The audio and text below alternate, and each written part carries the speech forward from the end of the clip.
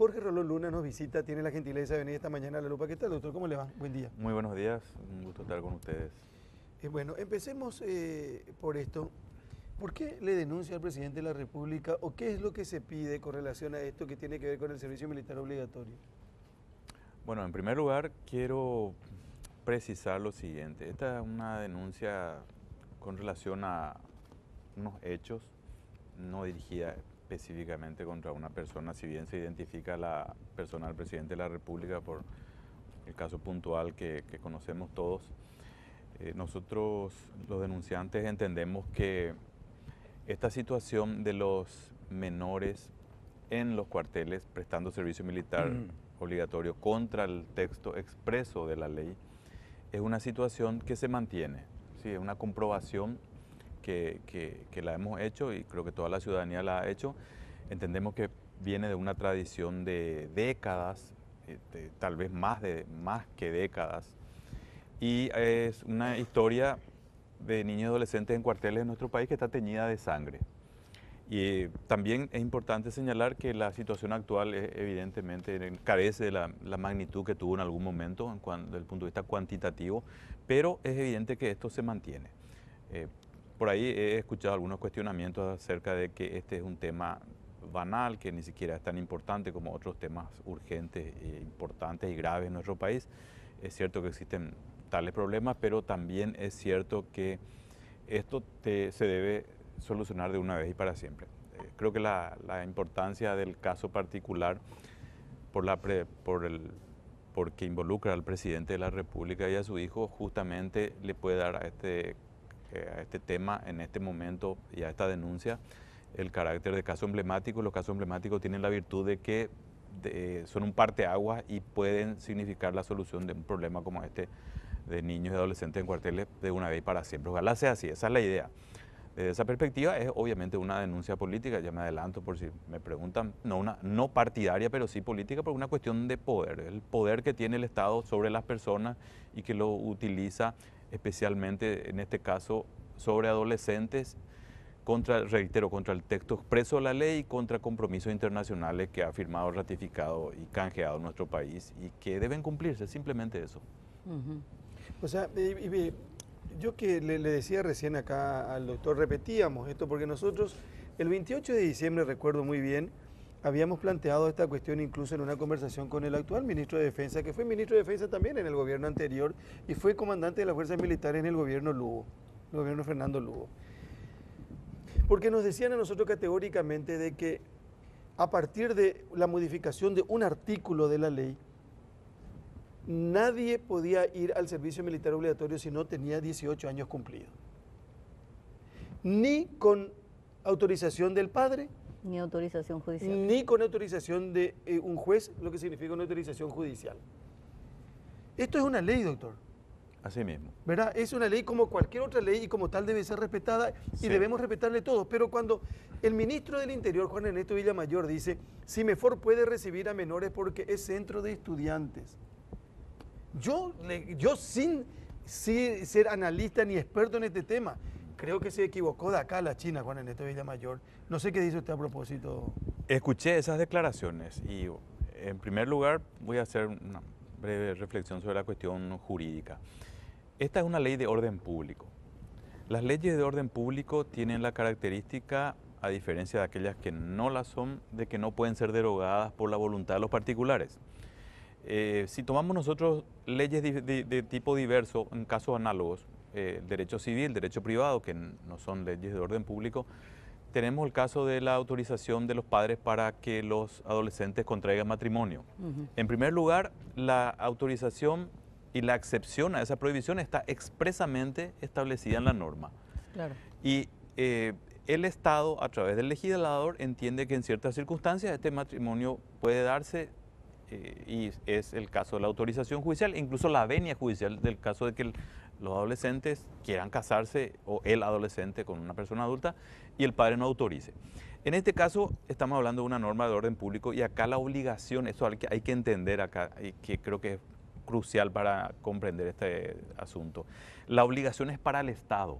Claro. El Estado es el que no puede recibir a adolescentes y tener a adolescentes en cuarteles. Esto puede significar una demanda. Entonces es al revés la cosa.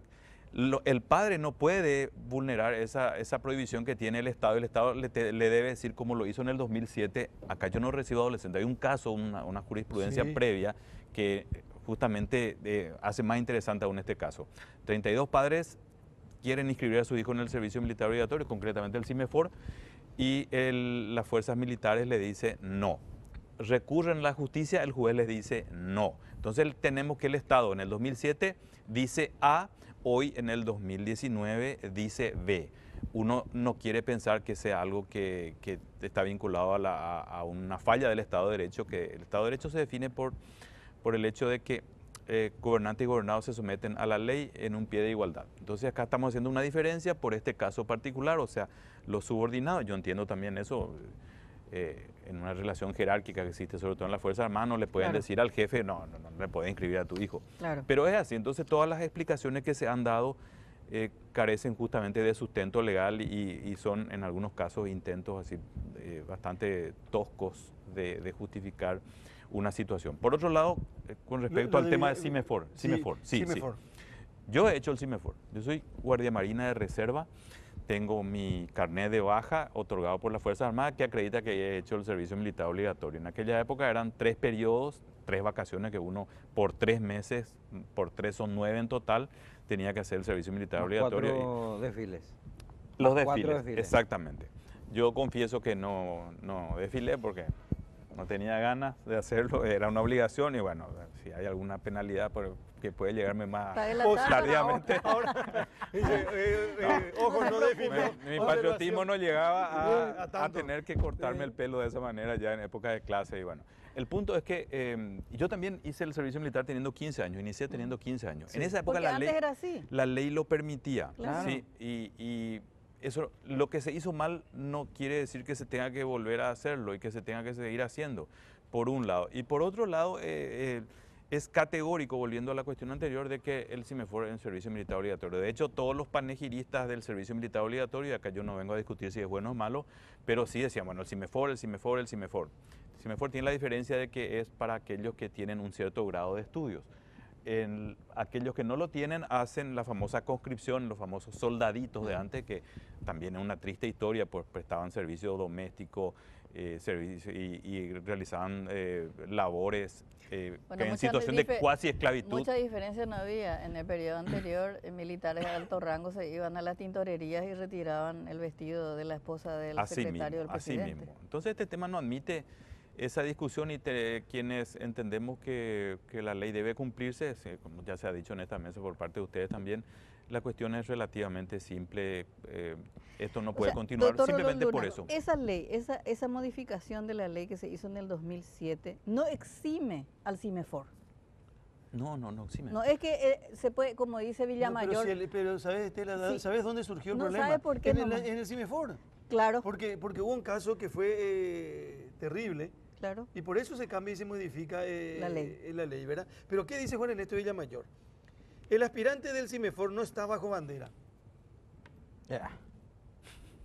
¿y cómo Tú puede eres servicio militar enrollado. obligatorio? No, entonces? ¿cómo va a decir que no está bajo No, a bandera? mí me preocupa eso porque si sigue insistiendo con ese punto de vista del ministro, me van a sacar la baja y voy a tener que volver a hacer el servicio militar. Claro, toditos. Entonces, todo lo Pero que... ¿de O dónde sea, saca? No, según, eso no, según eso Juan Ernesto no se Villamayor, lo sostiene. que hicieron CIMEFOR, ¿De eso no se dónde sostiene. saca No, acá él dice, no se eso? sostiene. el CIMEFOR no está, el aspirante del CIMEFOR no está bajo bandera, no lleva armas, no realiza guardias, ni está autorizado para abrir fuego. Total y absolutamente equivocado está el ministro. Claro que el aspirante de CIMEFOR maneja armas.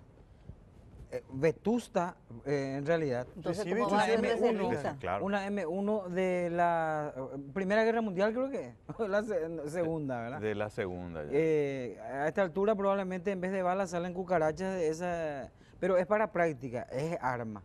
Hace guardias, claro que hace guardias. Yo no sé ahora mismo, ¿verdad? Pero nosotros en nuestra época por lo menos hacía eso. Sí, así ¿Y es. cómo no va a estar bajo bandera si está bajo la tutela del Estado, de la milicia, de 5 a 5 de la tarde, o creo que se quedan a dormir otra vez durante un mes ahí dentro del cuartel. Claro que está bajo bandera, pero ministro, me extraña el desconocimiento total de Yo de creo este que lo que tema. pasa acá es que el presidente de la República, en primer lugar, quedó atrapado por su discurso de campaña, que planteó el tema del servicio militar y es un tema popular. O sea, la gente, en su mayoría, creo yo, apoya el servicio militar porque cree que es un reformatorio, porque entran ahí los jóvenes como panecillos, los delincuentes, y salen todas buenas personas, etc. Hay una concepción generalizada de esa visión, diríamos, por un lado. Y el presidente, para sostener su discurso, hace como una ofrenda a través de su hijo, ¿verdad?, que todavía no tiene la mayoría de edad. Cumple en marzo, pero todavía no tiene la mayoría de edad para ingresar al servicio militar obligatorio. Entonces, ¿qué es lo que pasa? Uno habla con el ministro de Defensa y trastrabilla en las explicaciones, en las argumentaciones, no, pero la ley, etcétera, etcétera. El ministro del Interior, que es el otro ministro de Seguridad, se sale por estos atajos tratando de explicar un tema insalvable. A mí me da la sensación de que no se quiere asumir que el presidente metió la pata y que cometió Le hicieron un acto. meter la pata y él Pero metió la es que, pata. vos sabés que, Carlos, la información que yo tengo es que a él le alertaron de esta situación, que hubo asesoría en el que se le alertó, porque yo no, o si no, vas a tener que echarle al asesor jurídico del Palacio, le tenés que echar al comandante de las fuerzas militares, le tenés que echar al ministro de Defensa, si es que no le alertaron al presidente cuando él hizo este primer tuit, aquel. Pero si el presidente, pero el ministro de Defensa, hablando con nosotros, ni recordaba esta disposición. Claro, pero ahí, Carlos, ¿cuántos funcionarios tenés en Palacio, en las fuerzas militares, que le podés decir, anda, revisame la ley? Entonces el ministro no fue capaz de acercarse al presidente. O no se animan a decirle, pero es que lo decía yo esta mañana. 2, 3 meses más. El hecho que las Fuerzas Armadas... Mario Aldo Benítez se convirtió en estandarte en defensa de la Constitución Nacional. Sí. ¿Recuerdan? En el tema de la enmienda y de la reelección vía enmienda. Y si vos sos respetuoso de esa Constitución, tenés que ser tan respetuoso de lo que dice una ley mientras la ley exista. A mí me preocupan también las Fuerzas Armadas en este tema. ¿En qué sentido? La Fuerza Armada es una organización no deliberante, obediente, etcétera, etcétera, etcétera. Pero su obligación es cumplir con la Constitución y las leyes. Y que no haya un general, que el comandante de las fuerzas militares o cualquier general no se le plante al presidente y le diga, señor comandante, no podemos hacer esto. Entonces, ¿dónde queda la autoridad militar en este sentido? Porque el presidente metió la pata, a no ser que exista una ley que nos conozcamos nosotros, que le exime al CIMEFOR. Le trajimos acá al doctor Jorge Rolón Luna, porque suponemos que él, si hace una denuncia, lo hace basado en argumentos y en fundamentos, y documentos, y en una ley. Sí. ¿Verdad, doctor? Porque no existe otra ley, doctor, que no sepamos. Nuestra denuncia es bastante escueta, digamos que no hay mucho desarrollo de conceptos, sino que más bien se atiene a la normativa jurídica. La normativa en este caso es bastante clara. El servicio militar obligatorio es el único que existe en nuestro país. He escuchado que si me fuera un servicio militar optativo, o sea, uno ya ha escuchado de todo. Entonces, primero, el servicio militar es obligatorio. Lo que existe es la posibilidad de objeción de conciencia. Dentro del servicio militar obligatorio uno puede hacer la conscripción esa que no está reservada para quienes llegan a cierto grado de estudios, y está el CIMEFOR. De hecho, hay una placa que yo estoy viendo acá, que es de ustedes, que creo que no está en pantalla en este momento. El propio presidente de la República dice, he firmado la autorización para que mi hijo haga el servicio militar obligatorio. Eso me llamó a mí la atención. Entonces el ministro está contradiciendo a su propio presidente, diciéndole, usted le está mandando a un picnic o a un campamento a hacer no sé qué cosa. Es el ministro Villamayor. Claro, el ministro Villamayor le está diciendo, usted no está mandando a su hijo, usted está mintiendo, porque eso no es servicio militar obligatorio. Y el presidente de la República dice, el que no quiera instrucción militar, que vaya a ser objetor de conciencia. Entonces, si dice Juan Ernesto Villamayor que no tiene instrucción militar, no tiene que estar ahí, no hace guardia, que no vaya usa a hacer arma. objeción de conciencia. Eso es clarísimo, esas dos alternativas existen. El CIMEFOR es parte del servicio militar obligatorio, es un dislate total, no se sostiene por ningún lado.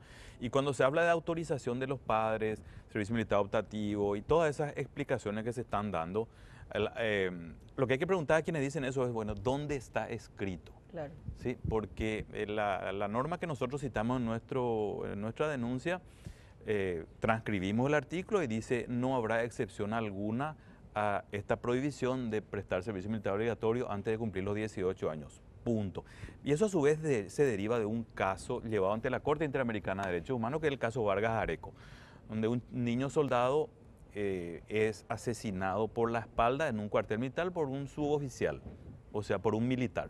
A raíz de esto, los parientes de este chico van ante la Corte Interamericana y la condena tiene varias partes. En una de ellas se le exige al Estado paraguayo modificar su legislación, la ley 569/75, y poner esa ley a tono con los estándares internacionales en materia de derechos humanos. Y la Corte dice claramente en la sentencia, nosotros citamos nuestra denuncia, dice, se recomienda que personas menores de 18 años no estén prestando servicio militar obligatorio ni en tiempos de paz ni en tiempos de guerra. Eso dice la Corte Interamericana. Eso toma el Estado paraguayo y en el 2007 modifica la ley 569/75 y reitero, es una ley que genera una obligación para el Estado.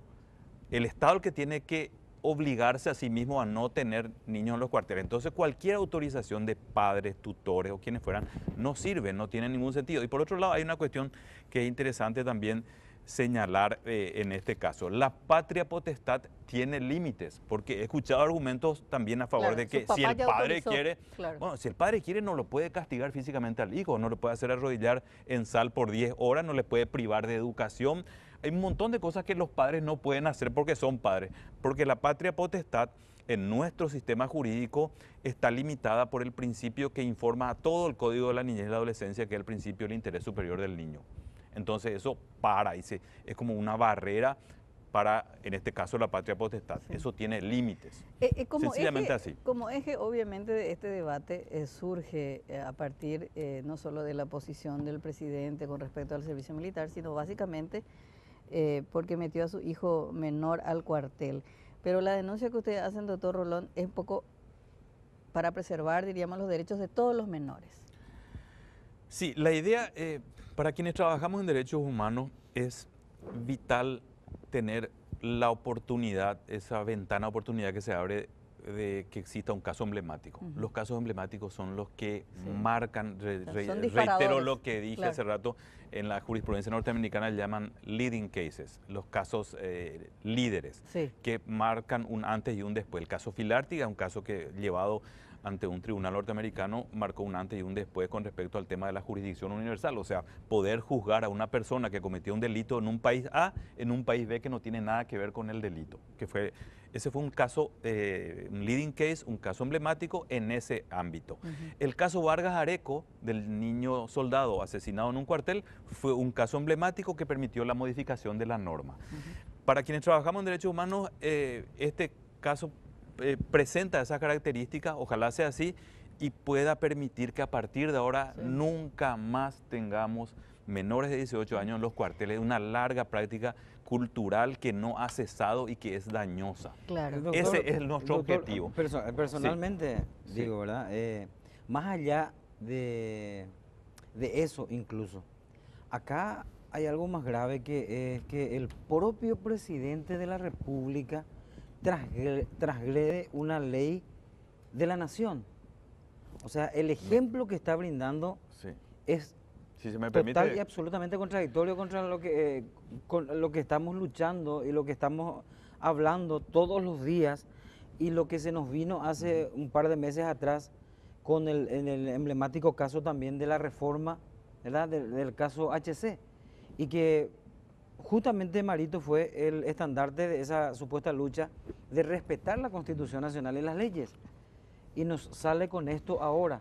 ¿Sabes qué, Víctor? Voy a decir esto y con esto para cerrar, porque tengo acá esto que dice: los ciudadanos que deben prestar los servicios a que se refieren los artículos 3 y 4 podrán solicitar por causa justificada que se aplace la oportunidad en que deban prestar esos servicios. En ningún caso podrá admitirse la prestación del servicio antes de los 18 años de edad. Estamos hablando del servicio. El tiempo de duración de los servicios ya corresponde a otra cosa. Claro. Es lo mismo, o creo que es lo mismo. Yo tengo un hijo de 10 años y quiero que mi hijo tenga registro de conducir. Pero ¿qué me dice a mí la ley? Que tiene que tener... o que consuma alcohol. o que consuma alcohol. Ah, no, dice, no, su papá acá afirmó que él puede conducir y que puede consumir alcohol. Y cocaína, también, de paso. Y después, si quieren, también de paso. Y aparte, él le pidió a un juez que también le firmó. Entonces declaremos hoy esta cuestión. La ley es la ley. Así de sencillo. Ahora, doctor Rolón Luna, Sí. ¿qué pasa a partir de ahora? Ustedes hicieron la denuncia. ¿Cómo debería ser el curso del proceso? Sí, una cosita con referencia a lo que tus dos compañeros estuvieron diciendo recién. Hay otra cuestión, este caso es muy rico por esa cuestión que se plantea también Claro. de la cultura del respeto a la norma jurídica. En mi experiencia como docente de derechos humanos y de otros temas jurídicos y mi experiencia como juez, yo también fui miembro del Mecanismo Nacional de Prevención de la Tortura, y uno lo que observa cuando ve más allá de los libros, lo que ocurre en la práctica es que la norma aparentemente en nuestro país es como una especie de consejo, de recomendación y no algo obligatorio. Entonces yo si quiero obedezco a la ley. Claro. Eso se llama anomia en la sociología. O sea, una sociedad donde la norma jurídica, si yo quiero estaciono en doble fila, si Anomia. no, anomia, sí, la falta de respeto a la norma jurídica. Entonces este es un tema que tiene esa riqueza también. Por otro lado, con respecto a la pregunta, ¿me recordás que era, por favor? Sí, ustedes hicieron la denuncia. Sí, Antes- lo ¿Qué pasa ahora? que nosotros pretendemos es que, y decimos en nuestro escrito de denuncia, es que aquellas instituciones que estuvieron mirando Ujú. y que tienen obligaciones de actuar de oficio, ahora actúan. O sea, acá tenemos Defensoría de la Niñez y la Adolescencia, tenemos Juzgado de la Niñez y la Adolescencia, Defensoría del Pueblo, que están mirando y viendo una situación que es de conocimiento público. Y la ley, el artículo 4 del Código de la Niñez y la Adolescencia dice que también, en caso de que esto no funcione, cualquier particular puede presentar una denuncia solicitando los recaudos necesarios para que se proteja la situación del niño o adolescente. Lo que nosotros pretendemos es eso y ¿qué es eso en pocas palabras? Que esta situación cese de inmediato. No cambia la situación que, bueno, obviamente en este caso el peso del caso es que es el presidente de la República, ni si el padre quiere, ni si el niño quiere. Porque ese pues también es el debate en las redes. Pero ¿por qué tanto lío? Porque la obligación es del Estado. Si el joven se quiere ir al La cuartel. obligación es No, del no importa. Estado. Mi Ese- hijo quiere hacer muchas cosas también siendo menor. Sí, claro. Así de sencillo. Bueno, para cerrar nomás, ¿qué tiene que hacer hoy el gobierno o qué tienen que hacer las fuerzas militares? Salir al paso de todo esto y decir, señores, Rolón Luna está equivocado, su denuncia no corre por esta razón, pero con documentos. Lo que dice la señora Así mismo. Estela, lo que dice Víctor, lo que están diciendo ahí en contra de esta cuestión, está mal porque acá está establecido claramente que sí se puede hacer. Y si ellos no lo hacen eso, es porque no tienen los elementos para hacerlo y en consecuencia están cometiendo ¿Qué una debería infracción. pasar, doctor Rolón Luna, en ese sentido? ¿Qué debería hacer las Fuerzas Armadas en el caso específico del hijo del presidente y de cualquier otro De los menor otros que 9 esté? que fueron Y otros detectados. Es que ya, 9. ya ha hecho con anterioridad las Fuerzas Armadas Rechazar. eso que se está reclamando en este momento. Decirle, como en el caso que mencioné del año 2007, usted no le puede inscribir a su hijo. No le puede inscribir. Pero ahora que ya ingresaron, porque ahora pues estamos hablando sobre hechos consumados, le tiene que decir, devuélvame el birrete. Mire, le voy a decir el desde un uniforme. punto de vista humano inclusive, Sí. a mí como persona me cuesta reconocer errores. Sí. Sí, entonces yo no quiero ponerme a juzgar esta situación de hecho en la que tienen que decir, nos equivocamos, hicimos mal. Me encantaría que el presidente de la República haga eso y diga, sí, Tiene un que error hacerlo. y dé Tiene un que paso hacerlo. atrás. Sí, Y así, porque sí. esta no es una cuestión contra el presidente de la República, es más, hasta me cae bien a mí el presidente Mario Abdo Benítez. Yo incluso pero cuando, eso sí cuando- que- eso sí no, que no, es no, no, un- sí, pero este es un tema que alguien que trabaja en el ámbito de los derechos humanos no puede dejar pasar porque le cae bien A la mayoría de la población. o porque el anterior presidente no me caía bien, Ujú. lo digo acá frente a las cámaras. Entonces no pasa por ahí, no tiene que ver con eso. Es la investidura. Es una cuestión en la que está la violación a la ley que es imposible de refutar. Y por otro lado está esa otra cuestión que ustedes pusieron también sobre la mesa, el ejemplo que da el presidente de la República. Si me permite un segundo, voy a recordar un caso muy interesante de comienzos de este siglo, cuando una comitiva fiscal y policial va al mercado 4 a incautar discos compactos falsificados. Y es recibida por la gente que trabaja y se dedicaba a eso y vivía de eso, a huevazos, piedrazos. Y entrevistan a una de las mujeres que vendía estos CD falsificados y le dicen, yo doy de comer a mis hijos con esto. y me viene acá la policía y la fiscalía mientras el presidente tiene un auto Mau. Entonces, el ejemplo que se da desde arriba hacia abajo... Estamos hablando de la época de González Maqui. Claro, González Maqui. Cuando se viola la ley es un mensaje muy negativo. Y la escalera se barre de arriba hacia abajo. Claro. Sí, eso funciona Tiene en efecto todos los cascada. ámbitos, y sobre todo en el ámbito de la corrupción también. Si en la cúpula se combate la corrupción, va a ser muy difícil que hacia abajo eso continúe engranándose bien. Los estudios sobre la lucha contra la corrupción demuestran que la lucha contra la corrupción, por dar un ejemplo análogo, es exitosa cuando de arriba hacia abajo se envían fuertes señales. Pero si el ministro ya recibe maletines, ¿qué se puede esperar, sí, del que está ya más abajo? Entonces la cosa funciona así también en este ámbito. Hay una cultura de respeto a la norma jurídica que tiene que venir de arriba hacia abajo, hacia la ciudadanía, para que también las autoridades se legitimen. O si no, la gente no respeta al poder, de ahí deriva la anomia, la gente no quiere pagar impuestos, la gente estaciona en doble fila, etcétera, etcétera, etcétera. O sea, hay todo un conjunto de cosas que vienen de la mano de esto también. Doctor, gracias por venir a visitarnos. Gracias a ustedes por la invitación. Esta mañana, y digo lo siguiente, acá no es una cuestión con el presidente de la República y mucho menos con su hijo. Es una cuestión con una ley. Y así de sencillo. El doctor Jorge Rolón Luna en La Lupa esta mañana.